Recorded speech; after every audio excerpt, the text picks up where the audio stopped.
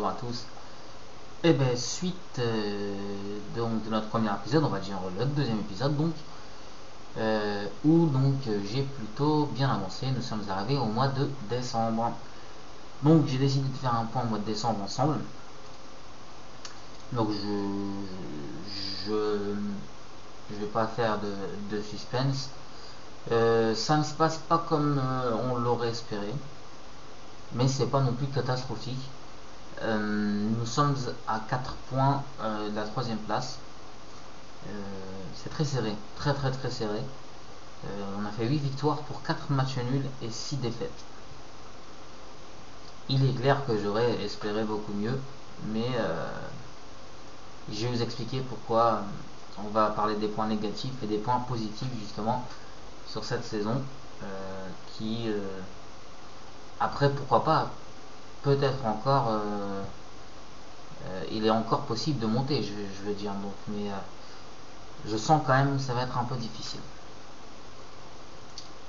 Alors, je vais vous faire un peu ce qui se passe en fait. Le vrai gros problème de ma tactique, c'est que j'ai dû me renforcer de plusieurs personnes et que donc tout le monde ne se connaît pas. Donc c'est un peu plus difficile de jouer tous ensemble. Car la tactique, nous sommes arrivés à mi-décembre et elle commence seulement à être à peu près comprise. Alors il faut savoir que je la travaille, je fais presque que ça. Je travaille presque que ça, vous voyez. Le reste, je l'oublie un peu.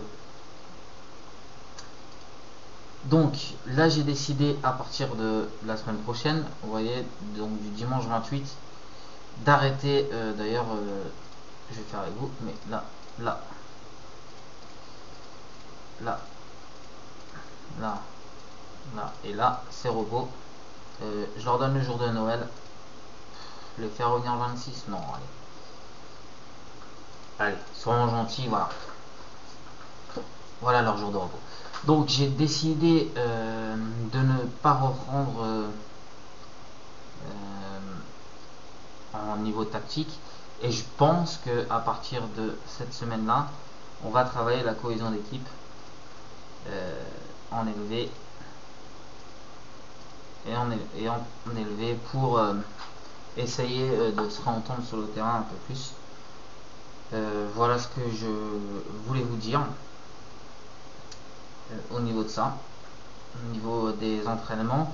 Et donc après je pense que je ferai pendant les 6 prochains mois, c'est de la tactique jusqu'à temps qu'elle soit bien apprise et de la cohésion d'équipe. Ensuite, je passerai, je pense, étant donné mon classement, alors on va le mettre en grand, j'ai bien l'impression qu'on a un petit problème en attaque, où on marque véritablement pas assez de buts par rapport à ce qu'on devrait marquer. Donc je pense ensuite travailler attaque et cohésion d'équipe, toujours dans le but de travailler tous ensemble et aussi de marquer beaucoup plus de buts. On remarque qu'en défense, je suis la meilleure défense, ah non, non, deuxième meilleure défense du championnat. Alors, il y a quand même des choses qui me tuent, hein. On a une bonne défense, mais mes notes moyennes en défense sont mauvaises. À Lugia, on n'arrive pas à monter sa note.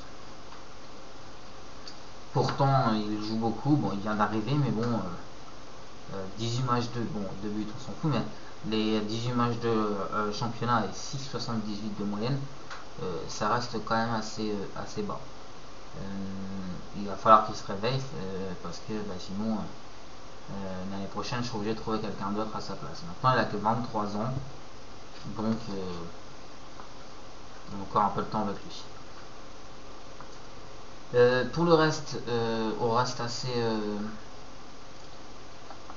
plutôt pas mal. Donc, oui, j'ai eu deux grosses blessures dans mon effectif et c'était de près.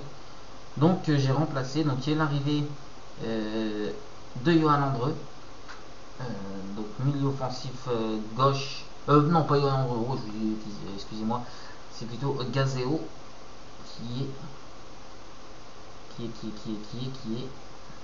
Ah on va y arriver.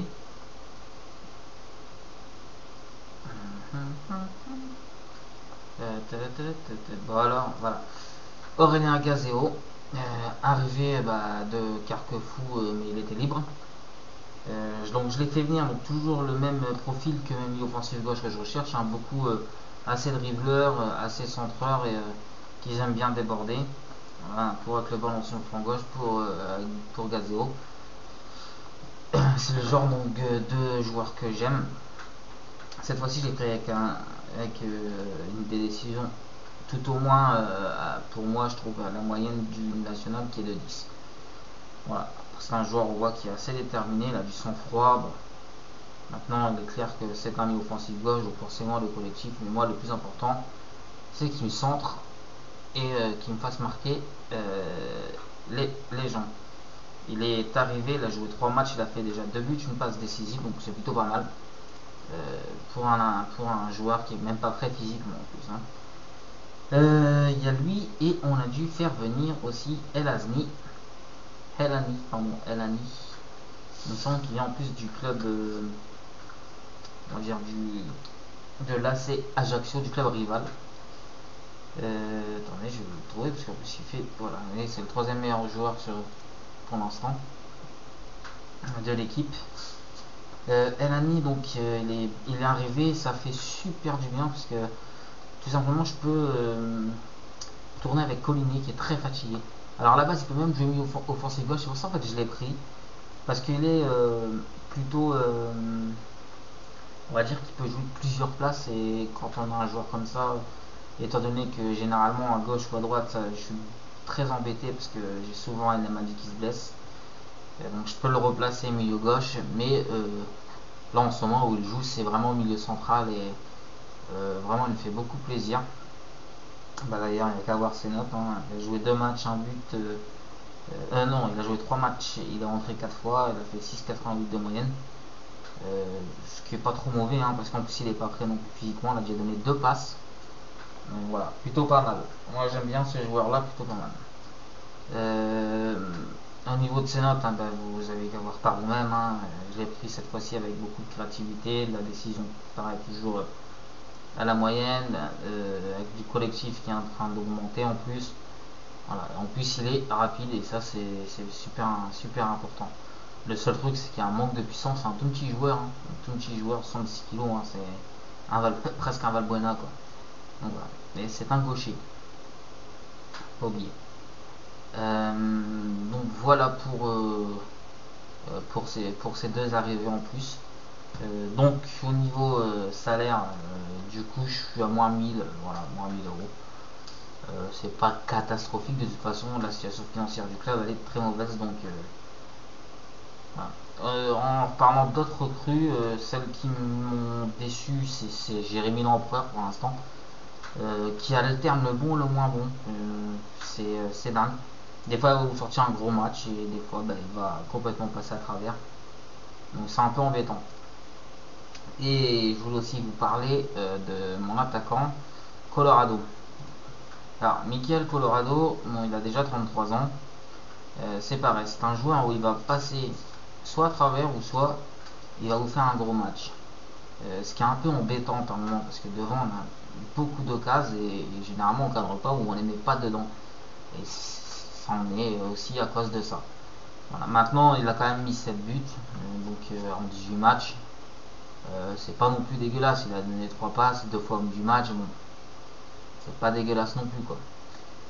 Mais j'attends beaucoup plus parce que ça nous est arrivé sur 2 matchs de faire 18 actions, 0 cadré. Donc ça fait un peu trop. Voilà.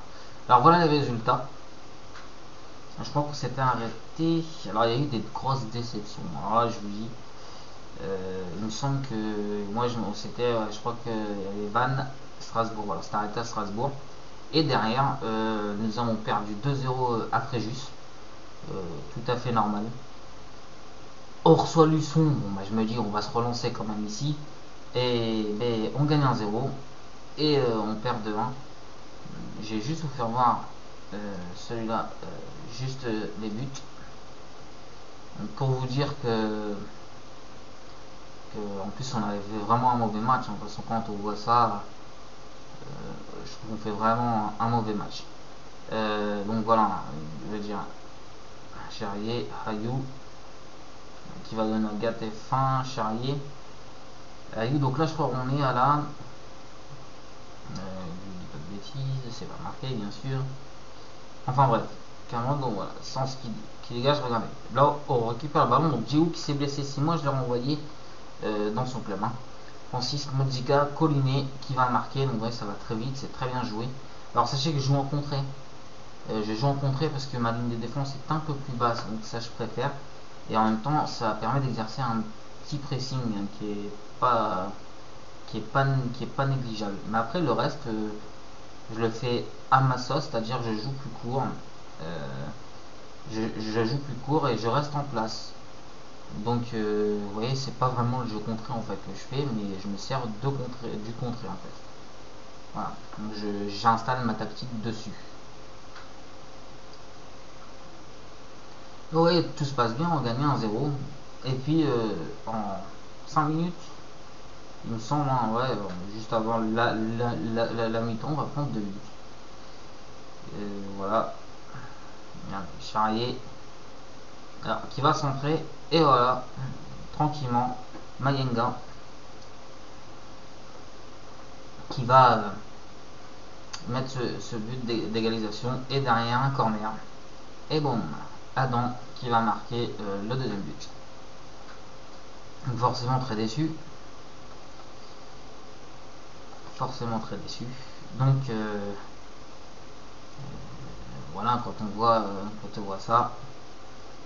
Mais je vous assure, il n'y a pas que là où j'ai été très déçu. Ensuite, on va gagner 4-0 à l'Usinac où il n'y a rien eu à dire. Super match, on se réveille. Et pareil, alors là, c'est là où je vais vous faire voir. Bourg-Péronas, 18 occasions, 0 cadré. Voilà. Donc, vraiment, là, je me dis, on va vraiment avoir des problèmes pour monter. Quoi. Si on joue comme ça, on va vraiment avoir des problèmes pour monter. Et là, on voit bien que Colorado passe à travers son match. Et donc, je me dis, bon, ça nous arrive une fois, pourquoi pas, allez, c'est bon. Et derrière, on était reparti pour le même match, sauf qu'à la fin, par la 55e, Collinet nous met une frappe. D'ailleurs, je vais vous faire voir les buts de ce match-là.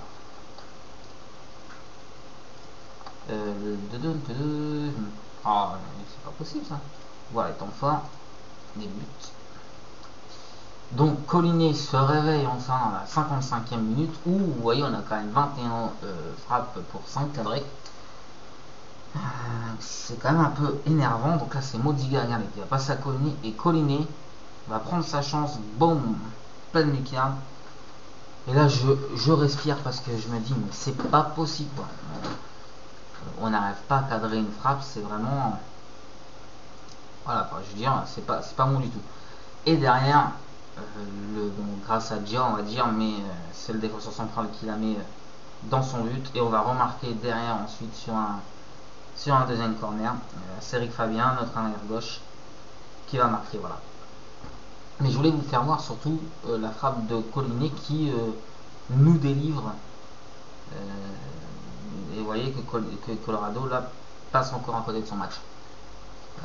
Mais je voulais surtout vous faire voir que justement cette frappe nous délivre d'un calvaire où on n'a pas su, on cadre beaucoup, enfin, on a beaucoup d'actions et on ne cadre pas. Donc ensuite ça enchaîne, hein, tout simplement, donc là on va gagner 3-0. Et contre toute attente, non match de mes joueurs, et je perds le match à Coulommiers de 1. Alors là, vraiment pas très content, qu'en plus que derrière, je perds face au point à survie. Et là je dis mais c'est pas possible, je veux dire là on va se retrouver combien, je vais virer quoi, c'est pas possible ça. Et heureusement, derrière on se reprend, donc je compte pas la Coupe de France parce que de toute façon vous verrez qu'on est éliminé ensuite. C'était pas mon intention de la jouer du tout. Donc ensuite on va à Carquefou où on va gagner 4-1. Ouf. Et on va faire un super match face à Amiens où on va l'emporter 1-0. Amiens était 3ème. Donc je me dis enfin ça, voilà, ça va aller mieux. Mais non, rebelote, on repart, on va au Paris FC, on joue plutôt bien et on va réussir à perdre 1-0. Vous voyez, on est quand même assez dominateur, on a des occasions, mais toujours ce problème de finition. 3 cadrés seulement, et quand on voit, c'est pareil. Encore une fois, Colorado qui passe complètement à côté. C'est vraiment dommage, hein, c'est vraiment des choses. Si on arriverait à mettre juste un quart des buts qu'on cadre, je vous jure, on serait premier avec 5 points d'avance. Voilà, donc ensuite on reçoit Boulogne où on va prendre le match nul. Je vais vous faire dans les buts. Parce que bon, voilà. En plus en même temps, je crois que c'est le premier but de Karim Elani.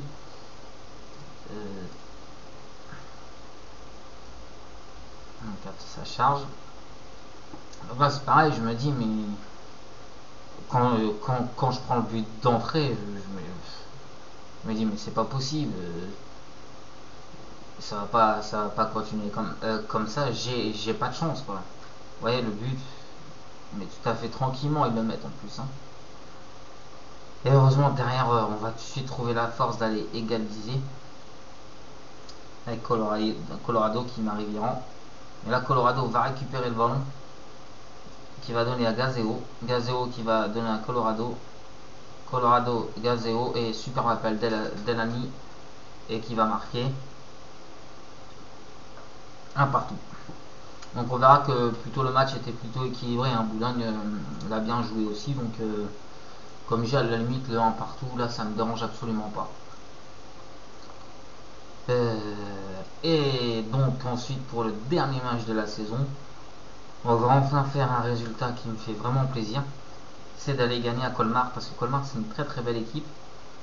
Et on va les gagner là-bas et ce qui va faire, ce qui va nous donner enfin, un petit bol d'air. Ce qui permet aussi de rester à la trêve à 4 points de la troisième place.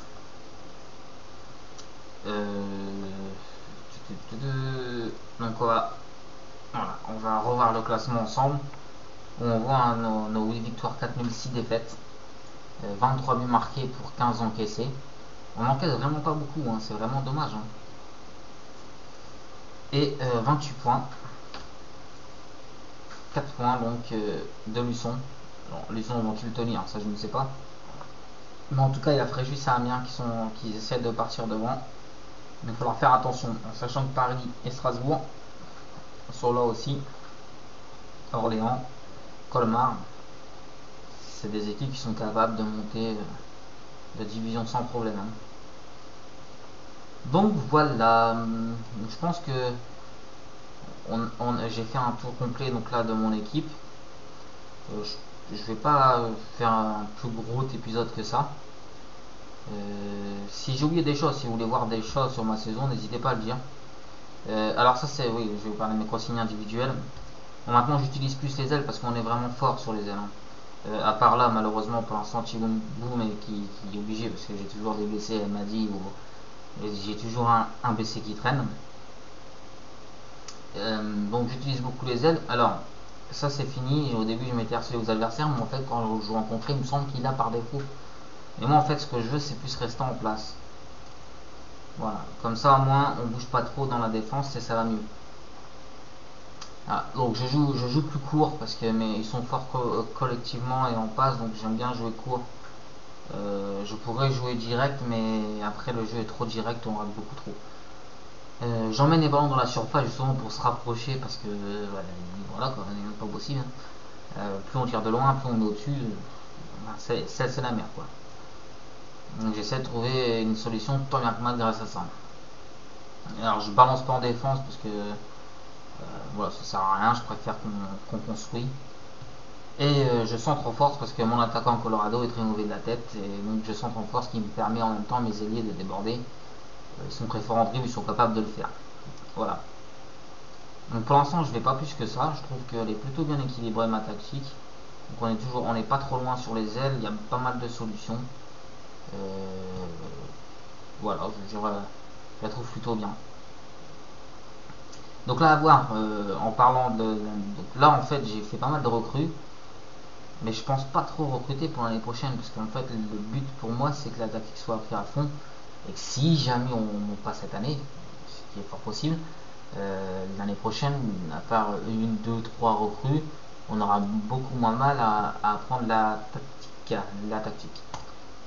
Donc certes on a peut-être perdu quelques points à cause de ça, mais je pense qu'on les récupérera soit en deuxième partie de saison ou soit l'année prochaine. Voilà, au niveau. Alors je leur ai appris un 4-4-2 aussi. Je pense pas m'en servir, donc en même temps j'ai pas les attaquants pour. Donc je l'ai fait juste pour avoir une tactique de plus, hein, rien d'autre. Ben voilà, je pense que là cette fois-ci j'ai vraiment tout dit. Ben, il me reste plus qu'à vous dire bien, bonne nuit, parce que là il est franchement tard, il est 2h30 du matin. N'oubliez pas de passer sur la chaîne Twitch, j'y joue généralement en direct. Et puis c'est un format qui est assez intéressant, je vous dis c'est des parties en direct. Euh, c'est vachement intéressant, il n'y a pas que moi qui en fais. En français, pour l'instant il n'y a que moi, mais en anglais il y a au moins une dizaine d'anglais et il joue devant 100 spectateurs, on va dire, qui regardent son écran. C'est super bien, on voit tout en direct. Et on voit tout ce qu'il fait, il nous parle et en même temps on apprend beaucoup plus vite, je prends conseil. Généralement c'est ce que je fais et c'est une ambiance plutôt sympa. Les anglais il y en a beaucoup qui sont sur Twitch. Nous on n'y va pas encore, c'est dommage. On n'y est pas assez, les Français. Mais bon, je pense que ça changera un jour ou l'autre. Voilà, bon bah cette fois-ci je vous dis au revoir, je vous dis un grand merci de m'avoir écouté pour ceux qui va regarder cet épisode. Et puis ben, je vous dis à bientôt. Bye bye.